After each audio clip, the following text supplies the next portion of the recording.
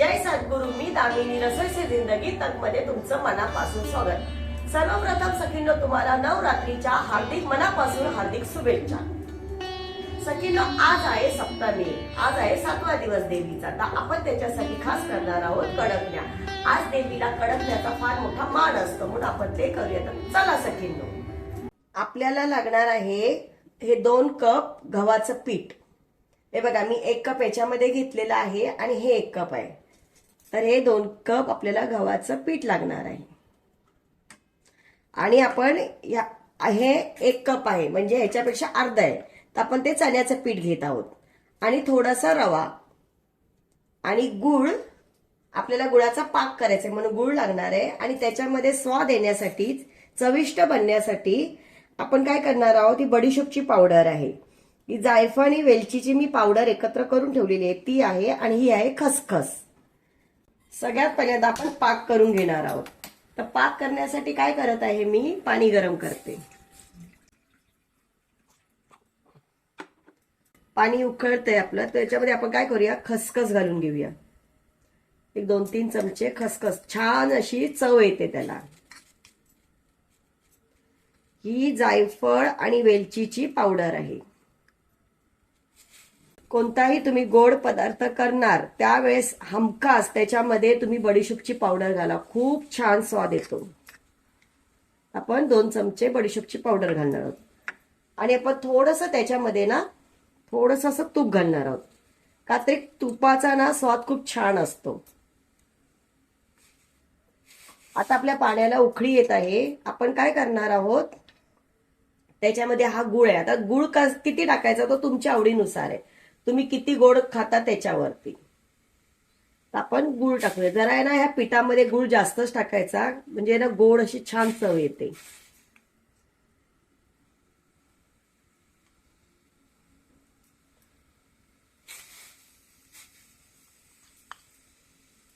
आणि आपण याला वितळून घेऊया.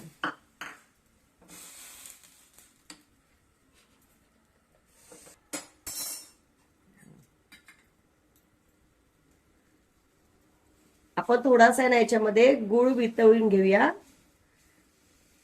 बघा, आपला गुळ ना वितळत आलेला आहे. आता आपला पाक तयार झालेला आहे. आपण गॅस बंद करूया. आणि ही वरती ना एक मळी येते बघा गुळाची, ती आपण काढून घेऊया.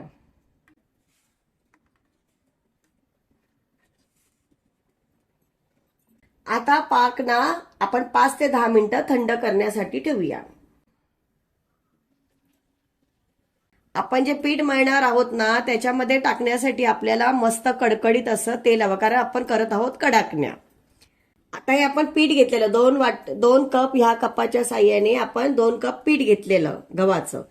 आता आपण त्याच्यामध्ये चण्याचं पीठ, रवा, आपण याच्यामध्ये आता चवीनुसार मीठ घालणार आहोत. आणि हे सर्व आता आपण एकजीव करून घेऊया. म्हणजे आपला रवा, चण्याचं पीठ आणि गव्हाचं पीठ एकत्र मिक्स होईल. थोडासा छानसा कलर येण्यासाठी आपण थोडीशी हळद घालणार आहोत त्याच्यामध्ये. आणि आता हे सर्व आपलं मिक्स करून झालेलं आहे. आता हे बघा, तेल आपलं छानपैकी उकळलेलं आहे. आपण याच्यामध्ये घालून घेऊया.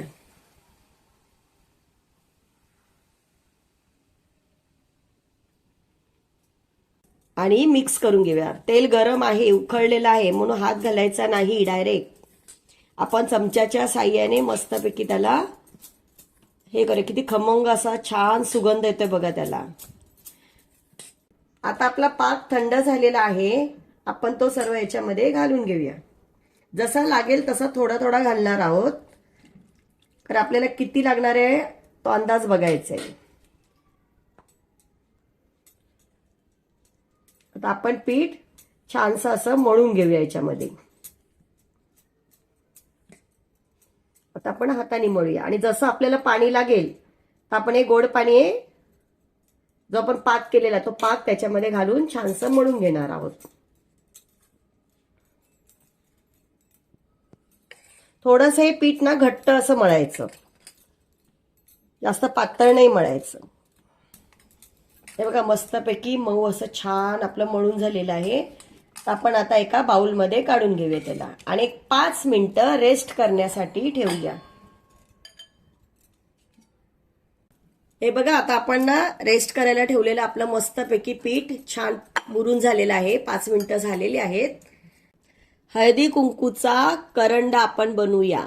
एकामध्ये आपण हळदी ठेवण्यासाठी आणि एकामध्ये कुंकू ठेवण्यासाठी,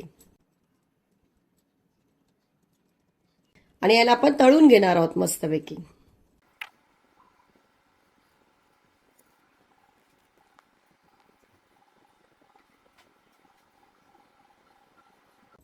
हे बघा किती छान झाले हळदी कुंकूचे करंडे। खाऊचं पान करूया तयार।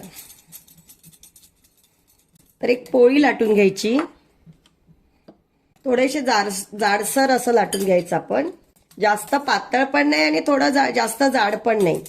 छोटीशी एक पोळी लाटलेली आहे आपण। आता त्याच्यावरती काय करणार आहोत, हे खाऊचं पान आहे, ते पान असं आपण ठेवणार आहोत त्याच्यावरती आणि त्याच्यावरती असं लाटणं फिरूया आपण, म्हणजे व्यवस्थित छानसा पानाचा आकार येणार त्याला। आणि बाजूनी आपण असं कट करून घेऊया।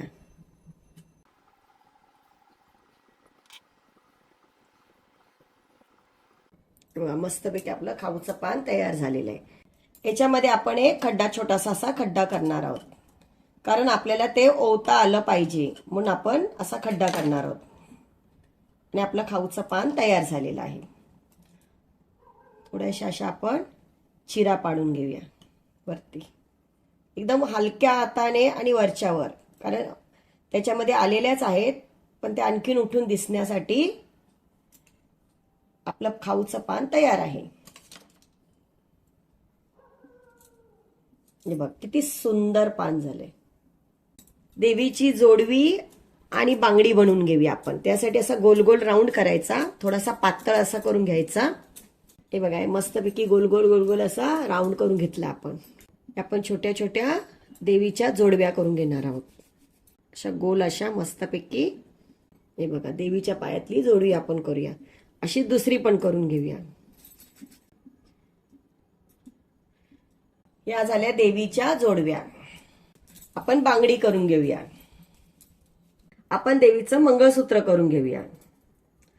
त्याच्यासाठी काय करणार आहोत आपण, हे बघा असं गोल करणार आहोत पूर्ण, आणि त्याच्यावरती ना आपण थोडेसे अशा डिझाईन टाकणार आहोत।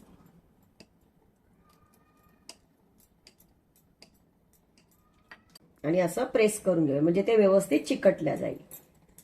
आणि छोटे छोटे असे गोल टाकून घेऊया।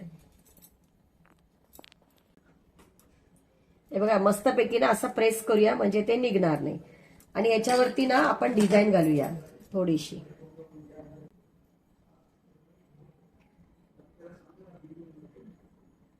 म्हणजे छान दिसेल आपल्याला, एकदम गळ्यातलं असल्यासारखं।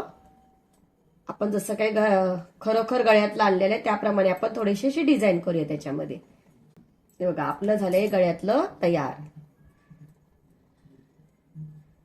हे बघा किती छान मंगळसूत्र मस्त गळ्यातलं झालेलं आहे। थोडंसं आपण असं त्याला दाबून घेऊया। आता आपण बांगड्या करून घेऊया। आपण एकसारखे 4 तुकडे करूया, म्हणजे आपल्या बांगड्या 4 अशा व्यवस्थित एकसारख्या होतील। हे बघा मस्त असे 4, या आपल्या 4 बांगड्या तयार आहेत। थोडे थोडे असे कट मारून घेऊया, म्हणजे आपल्याला बांगड्या अशा छान वाटतील। देवीची वेणी करून घेऊया आपण।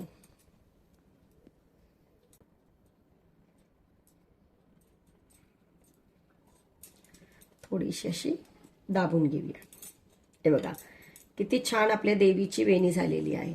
दाबण्याचं कारण काय, तेलामध्ये टाकल्यानंतर ती सुटू नये म्हणून। देवीची वेणी तयार आहे।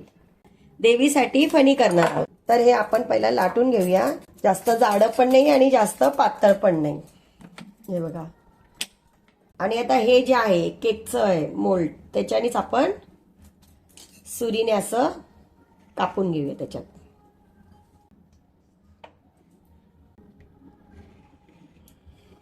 आणि आपल्याला ओवता आलं पाहिजे म्हणून आपण याच्यात एक खड्डा करणार आहोत।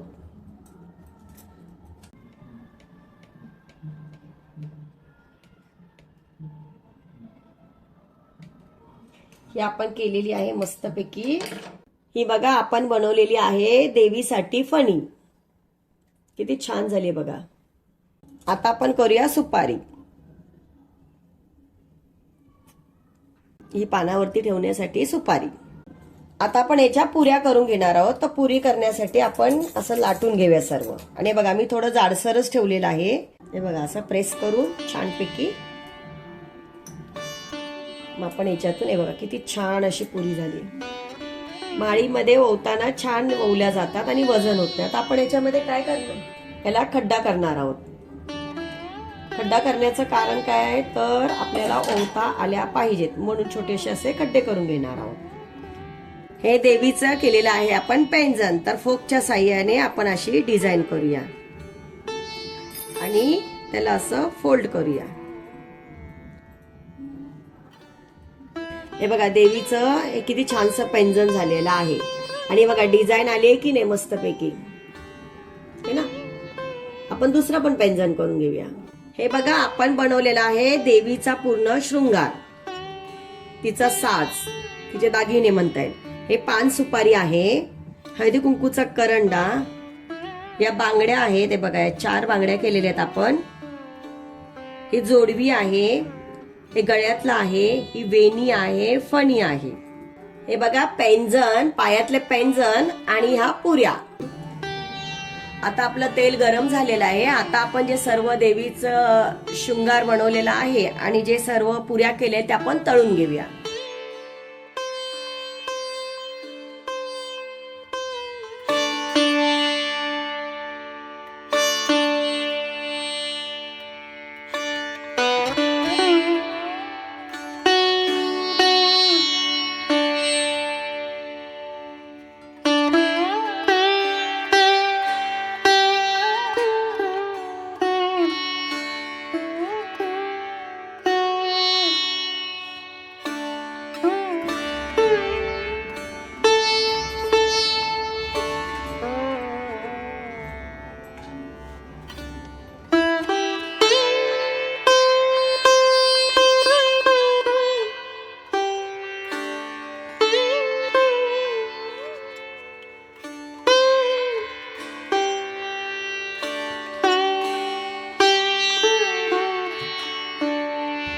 अशी ऍक्टिंग करते होती.